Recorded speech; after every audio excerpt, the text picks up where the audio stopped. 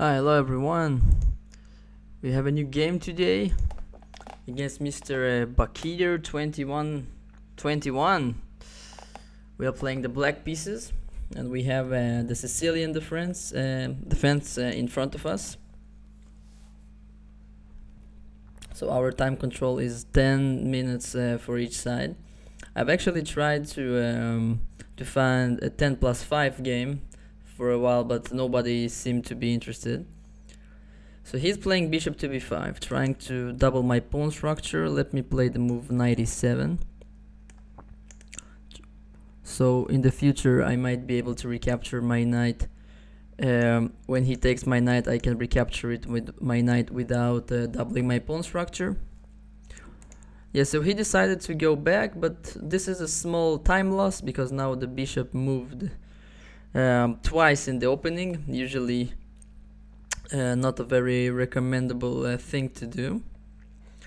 But I have a small issue with my knight blocking my natural development of my bishop.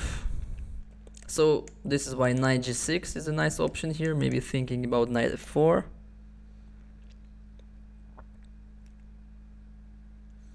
I can also try to expand on the queen side with a move like b5, preparing bishop b7.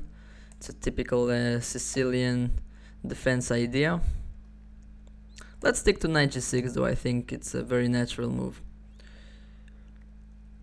So knight f4 is actually quite a bit annoying for white. Yeah, so he decided to play d3. This makes sense. So should I just keep my development with bishop e7, or maybe even think about striking in the center right now?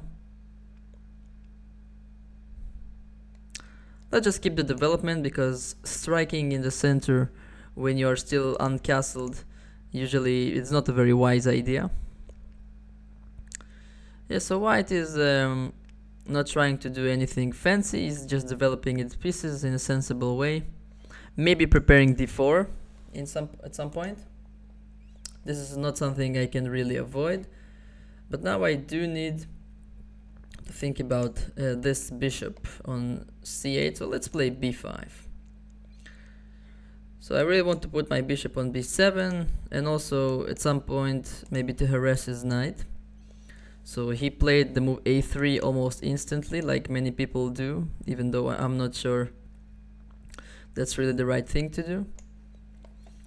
So whenever the pawn lands on d4, I have to take it, because it threatened to advance.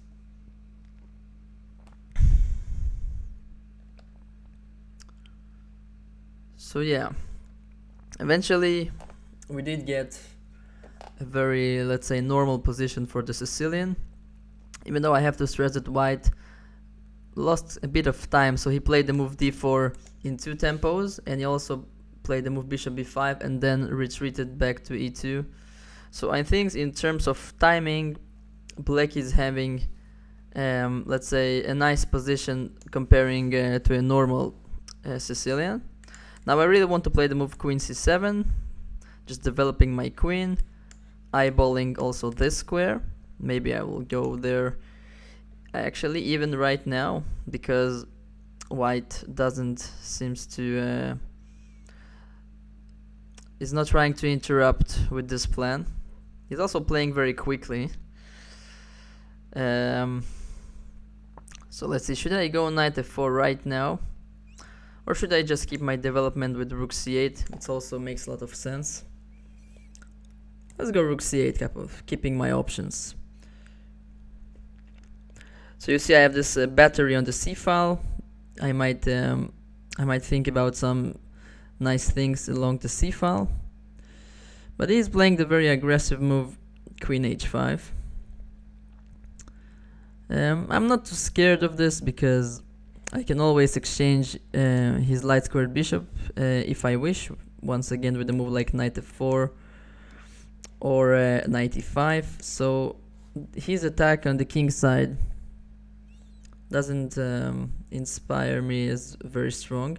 I can even offer the exchange of queens, which I don't really think he can decline. Let's try queen e5. I kind of like this decision because it takes kind of the sting out of his potential play. There is also a general saying that in the Sicilian defense, endgames should favor black. So now I have a little choice of how to take back the queen. So the more natural move to me seems knight c takes e5, because then I open up the c file. The only drawback is that he can maybe push his f pawn a bit forward with the tempo later on. But yeah, I'm not really scared of this. Let's go knight c takes. At some point maybe I would like to settle on the c4 square with my knight. So I really like my position in general. My bishop is working properly, my rook is very active on the c file. Yeah, so I don't really want to take his bishop on d3, because then it will actually maybe improve his pawn structure in the center. So I will go on knight c4. And if he will take, I will definitely recapture with my rook, because I want to keep my open file kind of in action. So bishop c1. Now this is interesting, because you see I have this pressure against this knight on c3, and I think I can use it tactically to take this pawn on a3. There is also the move bishop c5, which seems like a very tempting move, trying to win his knight with this spin, but he can just play knight c to e2, so I'm not really sure this really achieves too much. I don't really see the reason not to take the pawn, so let's do it. So if b takes, it's simply rook takes knight. If he takes with the rook, I will take it first, and then I will take the knight on the second move, so I will win material this way. I think he probably missed this move.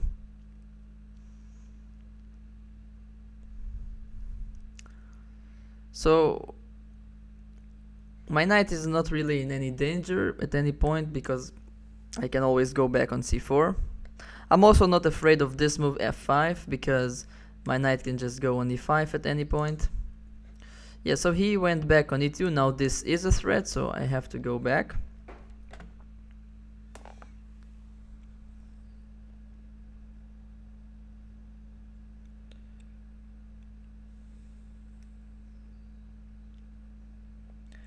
So I have a pawn up, but white's position remains very solid, because even without the pawn on a3, his pawn structure is very solid. He also might argue that now the rook is open, the file for the rook is open, so white might be happy from this perspective.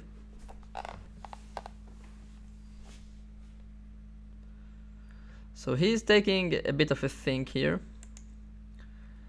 This is something very typical of many players, so they play very quickly at the beginning of the game, and you know, when you play quickly you are much more likely to make mistakes. So after blundering the pawn, he starts to think for a bit longer. He might have done so a bit earlier. So my knight is under attack, and I have two options basically, knight b6 or knight d6. I slightly prefer the move knight d6, kind of more in the center of the board. I think I'll go with that. Knight on b6 is a bit passive, he's having no future.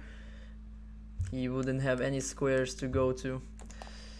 And here white really needs to be dealing with this threat. If he goes pawn e5, which is probably what he will do, then I have a nice square for my knight on e4. The only other option I see to protect the pawn is knight g3, after which I have an interesting option of going bishop h4, trying to chase away this knight. So I don't see a very easy way or a good way for white to protect the pawn. So yeah, he went e5, kind of sensible. So if he takes on e4, he can actually win back his pawn, but then actually my light square bishop will be extremely strong in the center of the board, so I'm not really sure that's a good idea for him. He played king h2, so I'm running a bit low on time, so I'll try to speed up my tempo of playing.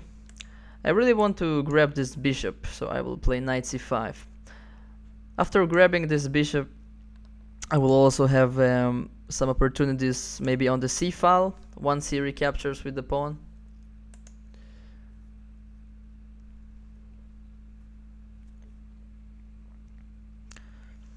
I don't really see a way for him to avoid this exchange.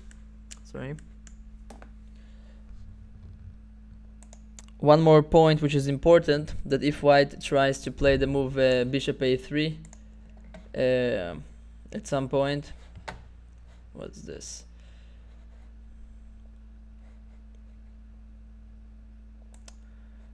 What just happened? I have no idea what just happened, but let's go back to the game. So bishop takes g6. Yeah, so he decided to give the bishop this way. And now I actually have an interesting choice, because I can take back towards the center, like we are being told. But I can also take this way in order to open up my file for the rook. Let's take this way, it's kind of more aggressive. Yeah, and now he plays bishop a3, so my bishop is on e7, is now hanging, so I cannot move my knight so easily. But he, on the other hand, doesn't seem to have any particular threat. Just in case though, I will probably would like to protect this bishop.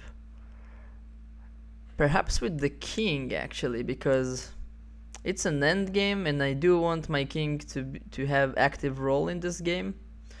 It's a very awkward move to play, but let's do it. Once again, I'm only down to 2 minutes, so I really have to kind of accelerate my tempo of playing. So basically my point is that I want to move my knight at some point, and once these bishops get exchanged, I actually am able to centralize my king quite nicely. Rook c1. Okay, so I immediately spot some options to make some discovered attacks. The problem being that whenever I move my knight, he's taking my bishop on e7 first. So let's go knight e4, like I have planned to play. The bishops are most likely will be exchanged at this point. And now you see that actually my king is quite nice and safe on e7, and he's even having an active role of protecting this pawn. So c4 was played. So let's take it. I think I have a little tactic there with the move knight d2, winning a pawn. Don't really see a reason not to do it.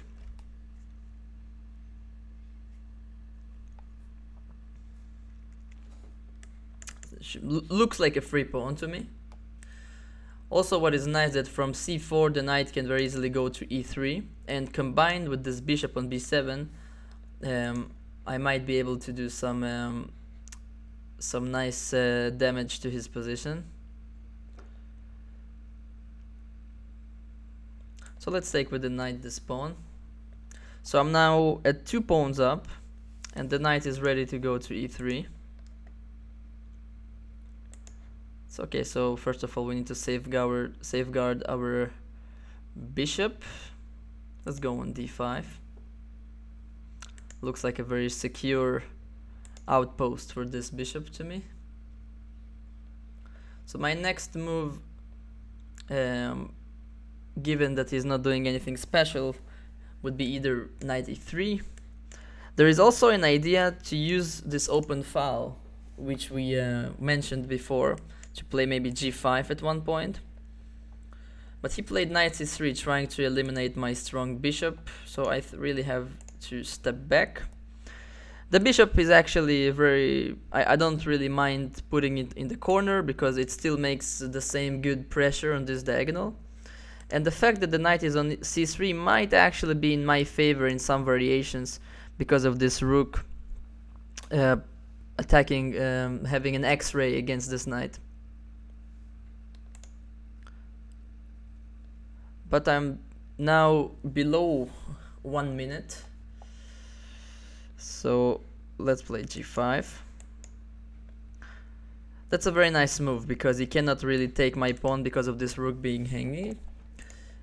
Yeah, and if he chooses to try and protect this pawn, actually I just figured that I can also take on e5, but let's take on f4 first. And now I have this move. Seems easy enough. There is also g5, trying to use the same idea. Let's take the pawn though, looks like a nice free pawn. Also threatening knight d3. The pawn on f4 will probably also fall at some point, he's way too weak. And look at this bishop on a8, he's kind of sitting there in the corner, but he's firing throughout this diagonal beautifully. So knight e2. Okay, not too much time to think, let's just go knight g6. Even though the knight was not under attack, you know, when time trouble approaches, you really want to keep your pieces on safe spots, so to reduce the chances that you will blunder anything. So e5. Once again, the same pin here, the same motif is working once again here. I think he should have protected his rook on the earlier stage with a move like king g3. I'm down to 22 seconds though, so I apologize in advance if I will do my next moves rather quickly. So yeah, I took on f4, he took on e5. Now I was really hoping for this move to work. Seems to me like it's working.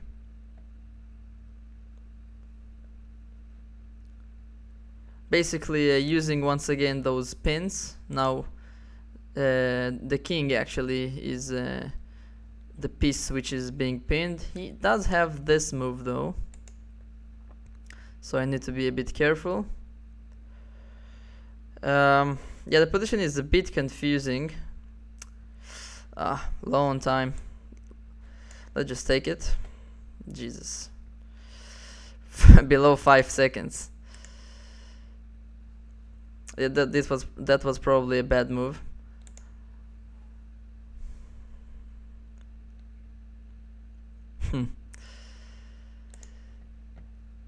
Yeah, I missed this check.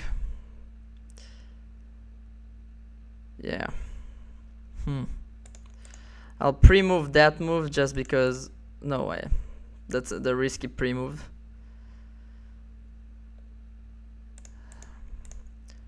Yeah, so now it's me against the clock, basically. Oh no. He could have taken that, but...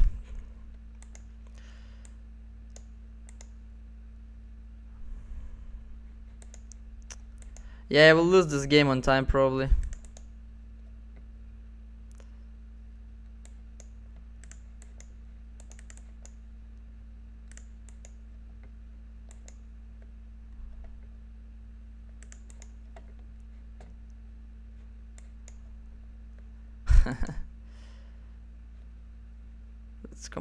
It's becoming ridiculous already. Yeah, just lost 24 points. Yeah, it's very tricky because I forgot we were playing without increment. So let's see. Yeah, I just got carried away by this rook c2 idea. I was thinking too much about it. Yeah, here probably any move wins. Let's see what the engine thinks. Oh yeah, 95. I actually in my head I kind of saw this move, but I forgot about it. Yeah, so the point is now that his rook is hanging and also this rook is hanging. So this trick that he did in the game does not work as well anymore, because now if he takes my rook, I also take his rook. So nothing bad really happened. But as you can see, besides this move, I had a -5 advantage. I just the time in this game, my time management was a bit off. So I will really have to try to play with increment for next time. Anyways, I hope you enjoyed this game, and yeah, seems like I've definitely learned something today. I have to play with increment. Yeah. So until next time, see you guys. Bye bye.